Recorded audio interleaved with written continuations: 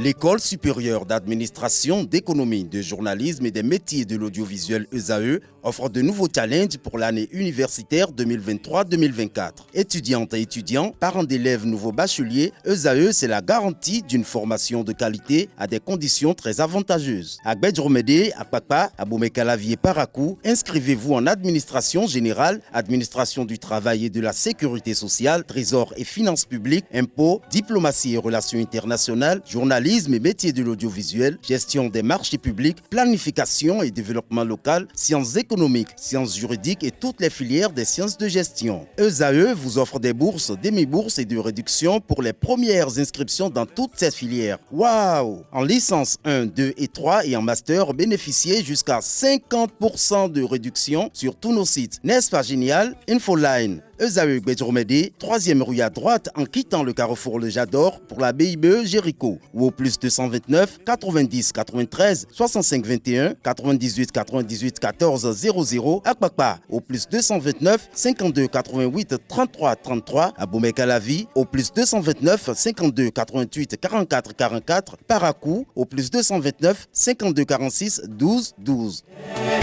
ESAE, l'excellence à un an.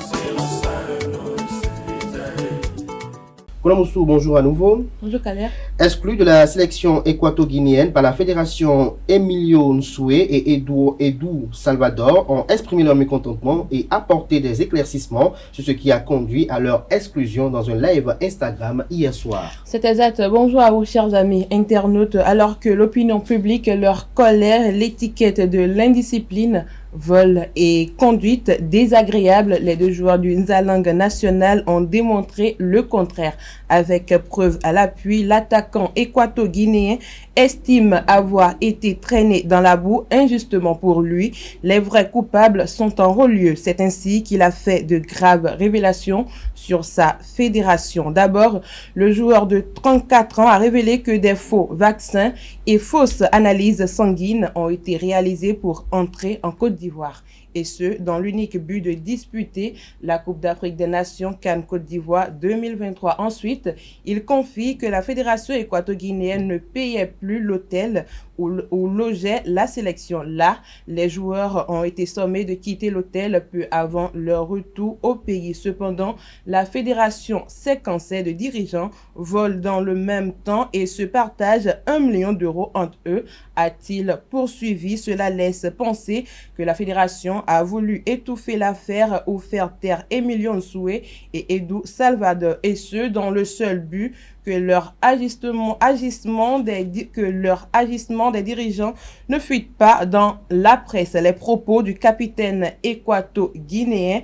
La réunion était sur le thème du budget. Lors de cette réunion, il y avait son excellence le vice-président et monsieur le ministre qui est arrivé là-bas à la réunion et à faire le ridicule. Pourquoi? Je vous explique ici, montrant un document. Ce sont 6 pages, car bien sûr, ils en ont fait plusieurs exemplaires, a-t-il déclaré. Sans langue de bois, il poursuit d'abord au Cameroun cette même direction parce que ce n'est pas que le président.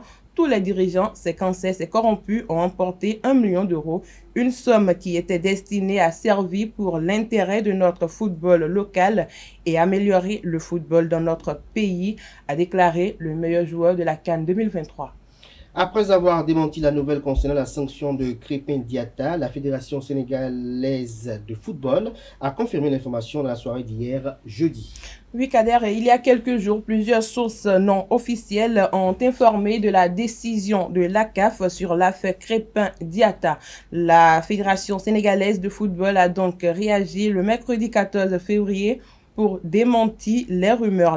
La Fédération sénégalaise de football a d'abord confirmé que l'ailier sénégalais a fait effectivement l'objet d'une procédure d'enquête disciplinaire ouverte par la CAF sur des propos d'accusation de corruption de la CAF. Mais la fêtière du football sénégalais avait infirmé la sanction évoquée par plusieurs médias quelques jours en début de cette semaine. Mais dans la soirée d'hier jeudi 15 février, la fédération a annoncé avoir reçu une notification de la CAF et a officiellement confirmé la sanction de Crépin Diatta.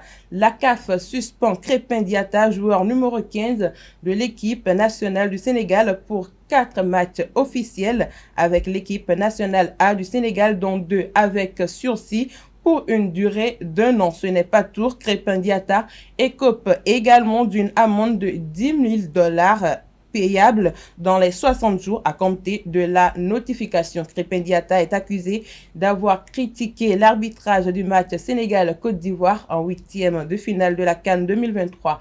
L'attaquant des Lions de la Teranga aurait été enregistré à son insu et hors interview en zone mixte au moment où il échangeait avec une tierce personne accusant la CAF de corruption.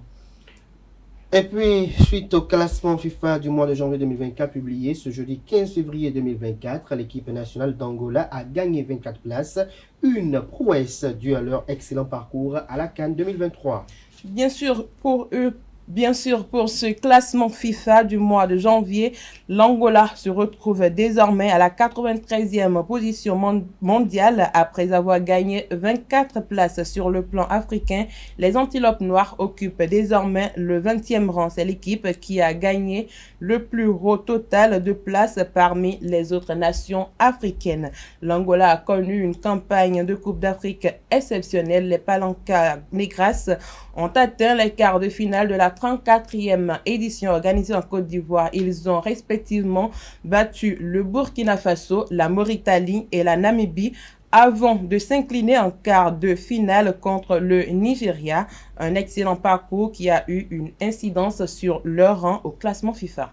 Le TP Mazembe a perdu un bras de fer avec son ancien joueur Narcisse Nlend. Le club de Lubumbashi est sommé de dédommager son ancien gardien de but pour rupture abusive de contrat.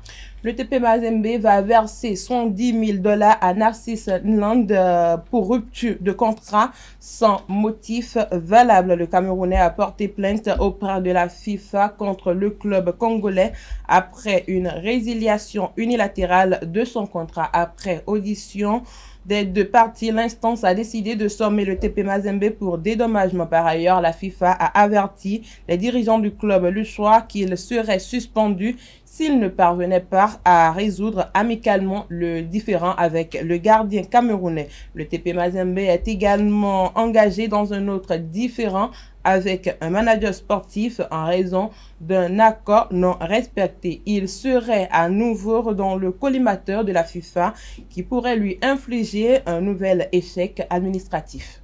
Finaliste malheureux de la CAN 2023, Victor Osimhen pourrait signer au Paris Saint-Germain l'été prochain pour remplacer Kylian Mbappé qui est sur le départ. Effectivement, Kader, et à en croire les informations de The Athletic, l'attaquant nigérien est en première ligne sur la shortlist des potentiels successeurs de Kylian Mbappé au Paris Saint-Germain. La direction parisienne voit en lui un potentiel énorme pour tenir sa ligne d'attaque après le départ de Mbappé qui devrait s'en aller en fin de saison. The Athletic ajoute que le PSG va passer à l'offensive pour Victor Osimhen cet été et tentera de tout faire pour l'enrôler, même si Aurélien de Laurentiis est très dur en affaires. Merci à vous, Colomb Moussou, pour cette présentation. Merci une fois encore à Quentin Moussou d'être resté jusqu'à la fin. À présent, chers amis internautes, j'installe les chroniqueurs de la définition du jour et de la rubrique Trucs et astuces.